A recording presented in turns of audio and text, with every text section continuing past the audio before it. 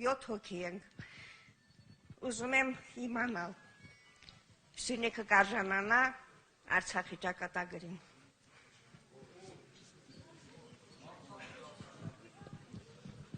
Եթե Նիկոլ Փաշինյանը ընտրվի մեծ հավանականությամբ, ամենայն լրջությամբ, այս մարդը վերջերս եղել է, եթե չեմ սխալվում, Կաֆանում եւ հայտարարել է, որ Սյունիքի խնդիր չկա։ Հենց այդ մարդը մի տարածքի վերաբերյալ ասում է խնդիր չկա, մարդիկ պետք է սարսափեն։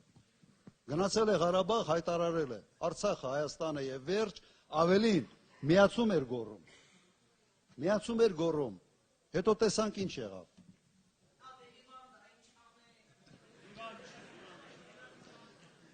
Հիմա իսկապես վճռական պահ է։ Այս մարդը շառ է մեր ժողովրդի գլխին, մեր հայրենիքի գլխին։ Իսկապես շառ է։ Իդեպ Արցախի կորուստը մենք 22 թվականին Ֆրանսիայի հրապարակում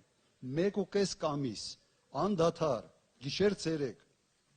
ասում ենք վտանգ կա, ամեն ինչ ես հիշեցնեմ, սկսվել է մեկ նախադասությունից, խորհրդարանը ինքը ասել է Արցախի հարցում նշաձողը պետք է մի քիչ իջեցնենք, հիշում եք։ Նշաձողը իջեցումը մենք արդեն իրեն ճանաչելով հասկացանք ինչ է սա նշանակում։ Դուրս եկանք հրապարակ, չկարողացանք բավարար մարդկանց հավաքել, համոզել։ Եվ հենց Ֆրանսիայի հրապարակի շարժումը մարվեց հունիսին, հոկտեմբերի 6-ին ինքը գնաց եւ ստորագրեց այդ տխրահռչակ հայտարարությունը, որով ինքը ճանաչեց Արցախը Ադրբեջանի մաս։ Նայեք, ինչ կատարվեց։ Եվ դրանից հետո կորցրեցինք Արցախը։ Այս մարդի ամեն մի հայտարարությունը ողբերգություն է բերում իր հետևից։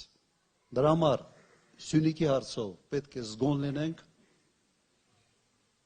եւ որևէ կերպ, որևէ հնարավորություն ԿՊ-ին չտալ։